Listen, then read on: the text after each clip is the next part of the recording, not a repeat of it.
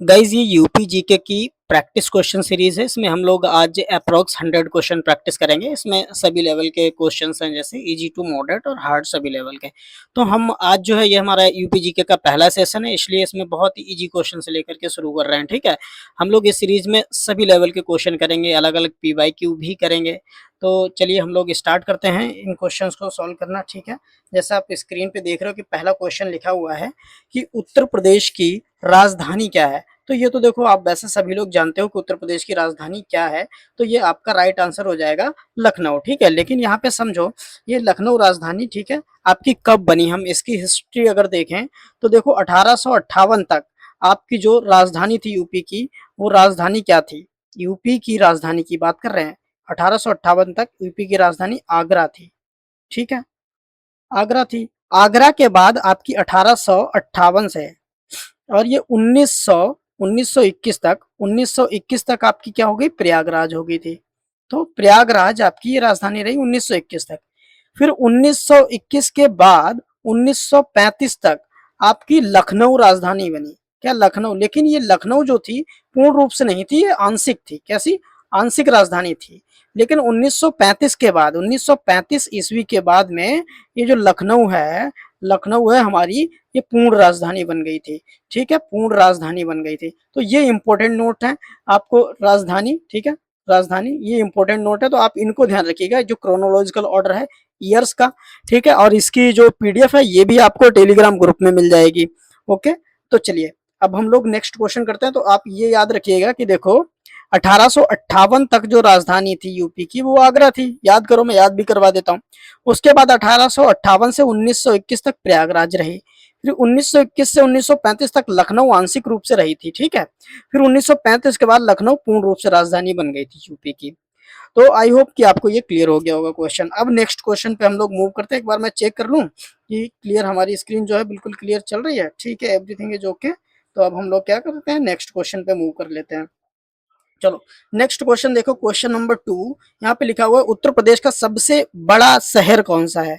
अब बड़ा शहर यहाँ पे क्षेत्रफल के हिसाब से देखा जाए, ठीक है, या क्षेत्रफल के हिसाब से तो पूछा जाए तो ऑप्शन में नहीं है क्षेत्रफल के हिसाब से।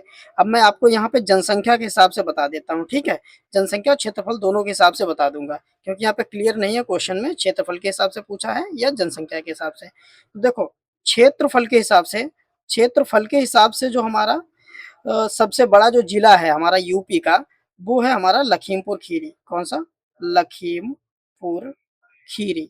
और लखीमपुर खीरी का क्षेत्रफल है कितना, 7,000, 7,000 कितना है वो, 8,760। कितना है, 8,600, 8,670 के आसपास है, 8,670 के आसपास है ना। तो 8,600 के आसपास है लगभग।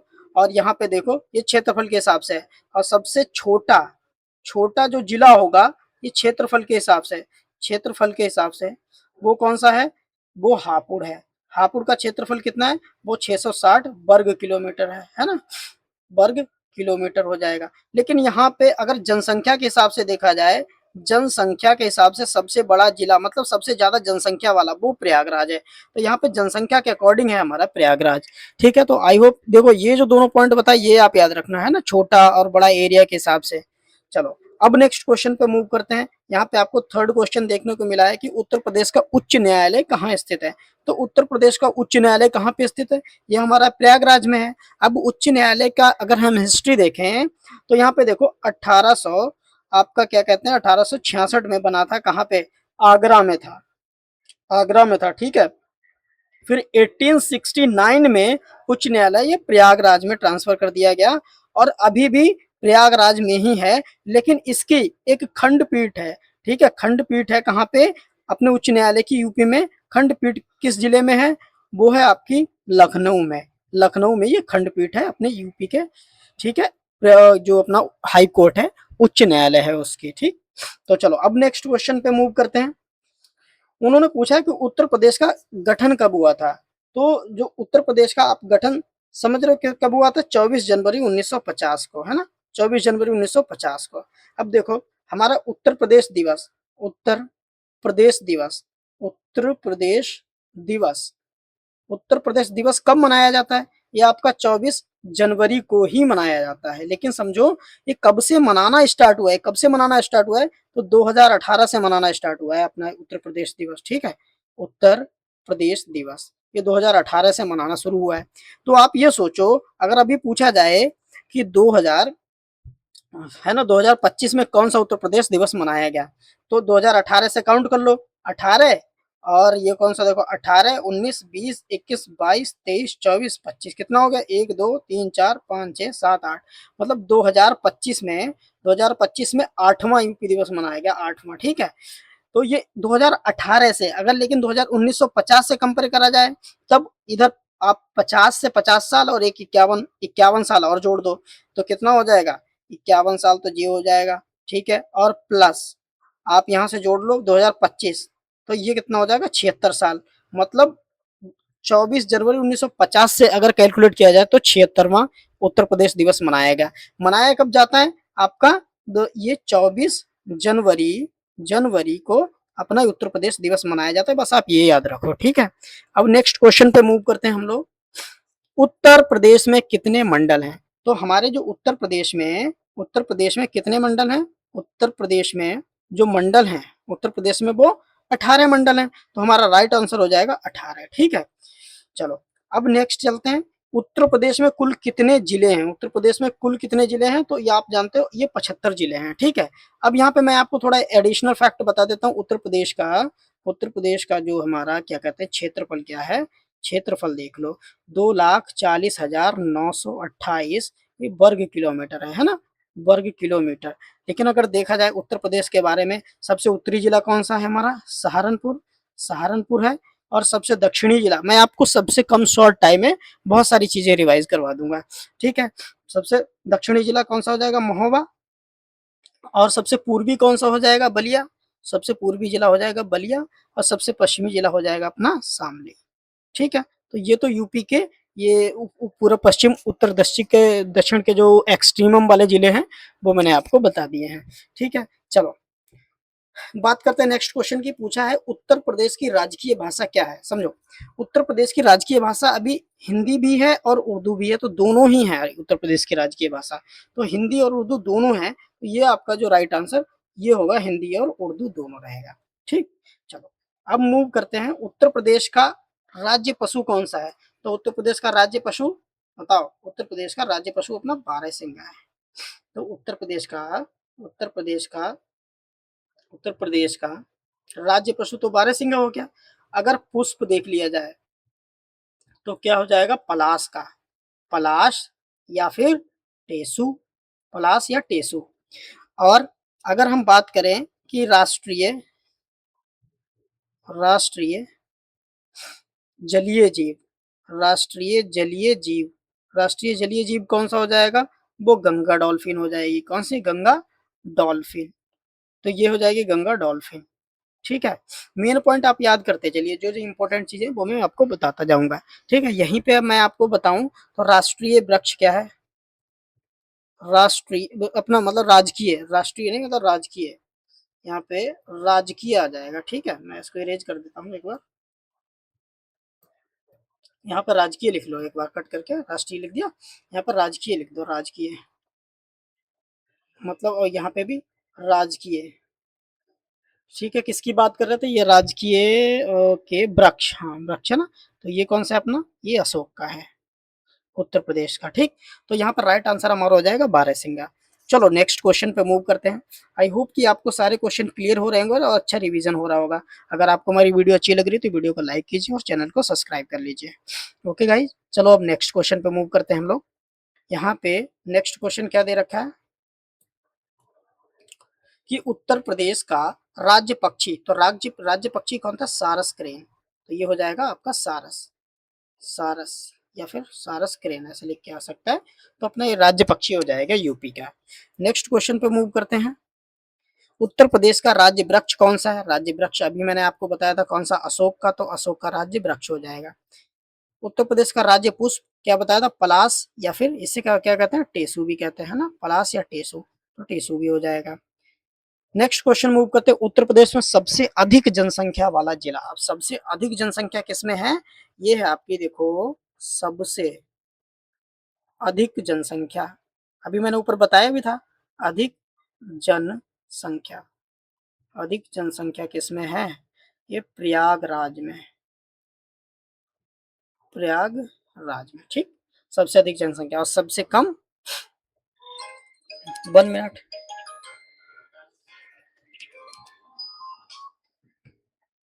हम्म, वीडियो रिकॉर्ड कर रहा हूँ, आज आज वीडियो रिकॉर्ड कर रहा हूँ, उसके बाद चलते हैं।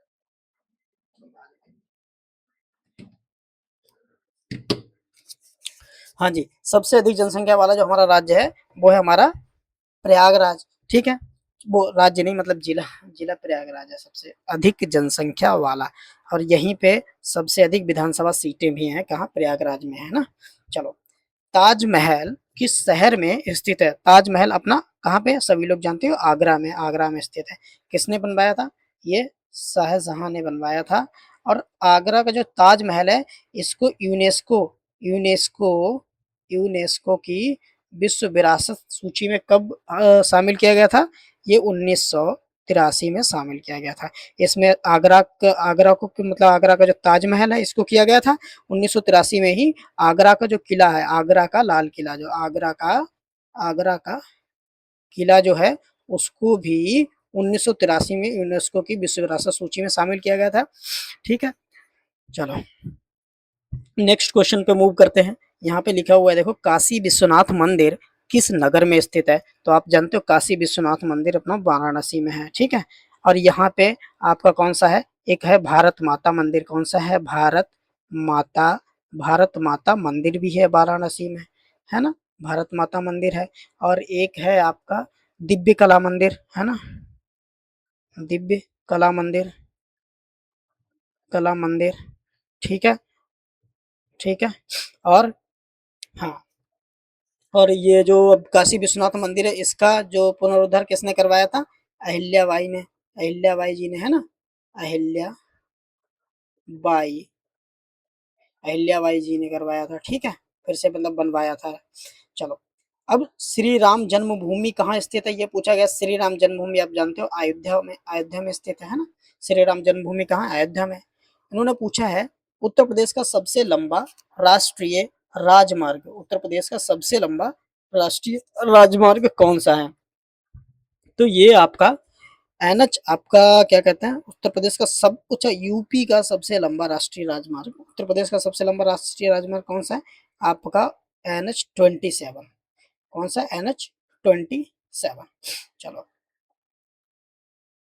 भारत का प्रथम स्वतंत्रता संग्राम 1857 में मेरठ से कब शुरू हुआ, भारत का जो पहला स्वतंत्रता संग्राम, तो ये देखो 10 मई 1858 को मेरठ से शुरू हुआ था, है ना, कहाँ से, 10 मई 1857, तो राइट आंसर हमारा ये 10 मई हो जाएगा, ठीक। झांसी की रानी लक्ष्मीबाई किस विद्रोह से संबंधित है, तो झांसी की रानी लक्ष्मीबाई देखो किससे संबंधित, देखो 1920 में असहयोग आंदोलन हुआ था, तो इससे तो गांधी जी हैं संबंधित, है ना, इससे गांधी जी हो जाएंगे। दूसरा 1857 का विद्रोह हुआ था, इससे झांसी की रानी संबंधित है ना, झांसी की रानी। और ये देखो कहाँ से थी, ये अवध, मतलब झांसी से ही, मतलब अवध कहाँ से, झांसी से ही लड़ी थी, है ना। और ये ग्वालियर में इनकी मृत्यु हो गई थी, कहाँ पे, ग्वालियर में।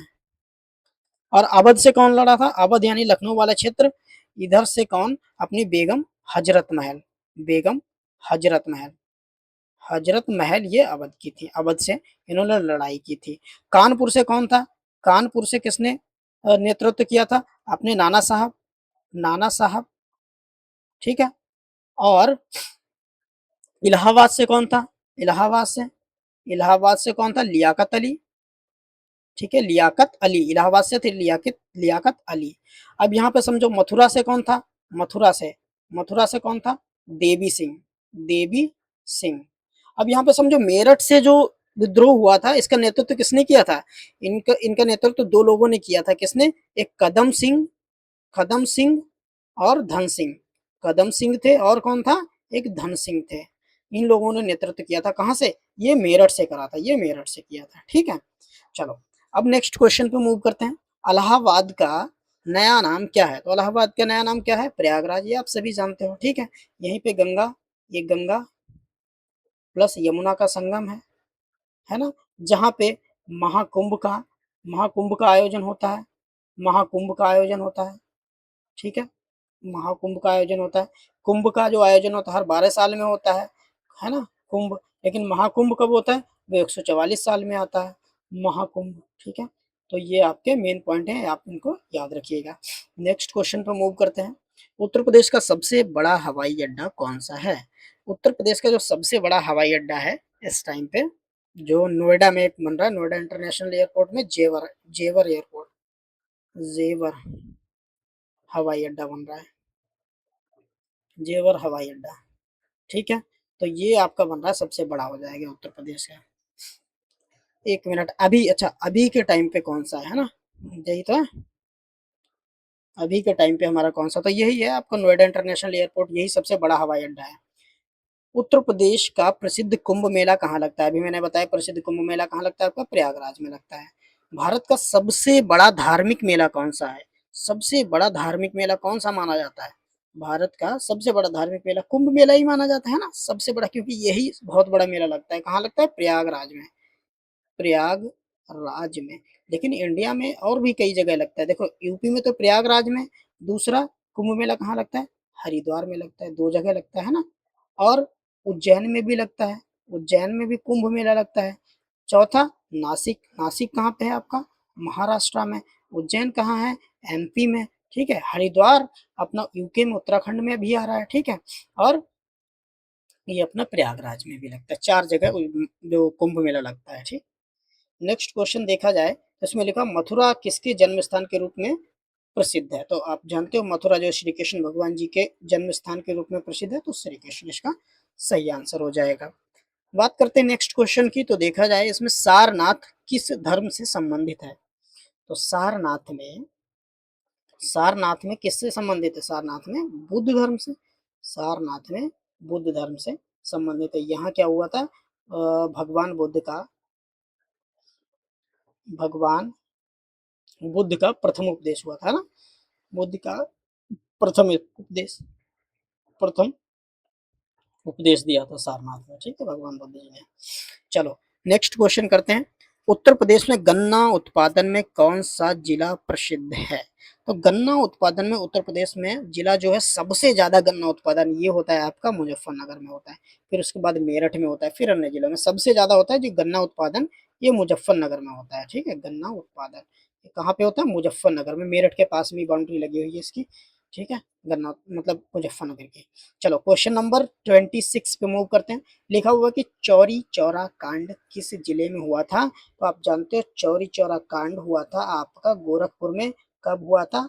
5 फरवरी 1922 को हुआ था, चौरी चौरा कांड हुआ था, ठीक। ये गोरखपुर में हुआ था, ये डेट आपको याद रखनी है, डायरेक्ट पूछ ली जाती है। नेक्स्ट क्वेश्चन, उत्तर प्रदेश की सबसे लंबी नदी कौन सी है? तो उत्तर प्रदेश में सबसे लंबी नदी कौन सी बहती है?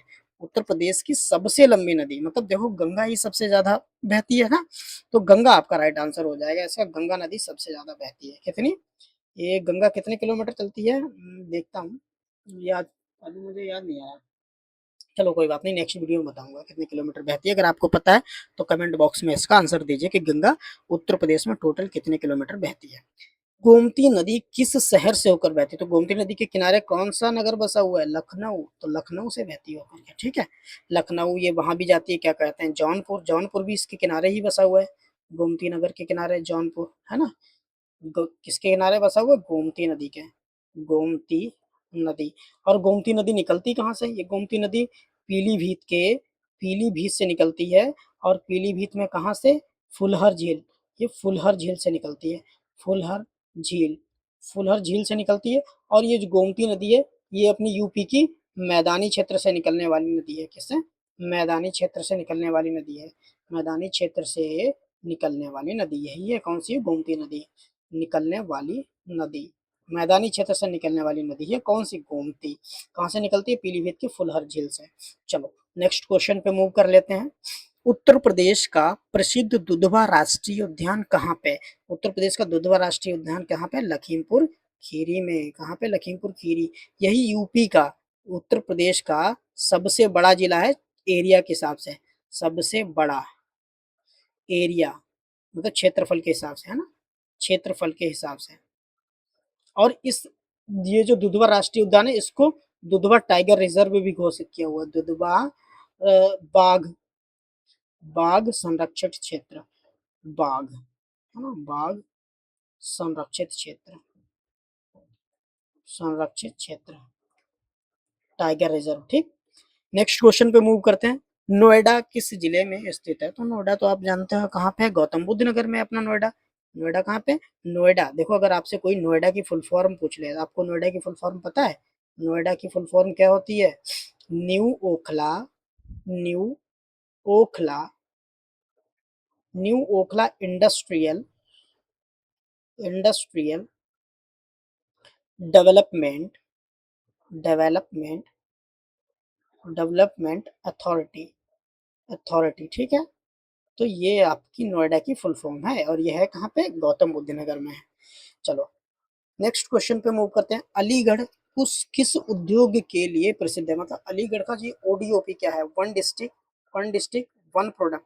अलीगढ़ का ताला, अलीगढ़ में ताला बहुत बनते हैं ना, तो ये ताला के लिए प्रसिद्ध है अलीगढ़। चमड़ा के लिए कौन सा हो जाएगा अपना? कानपुर, कानपुर हो जाएगा। और कौन सा? एक आगरा भी है, चमड़ा के प्रोडक्ट आगरा में भी बनते हैं।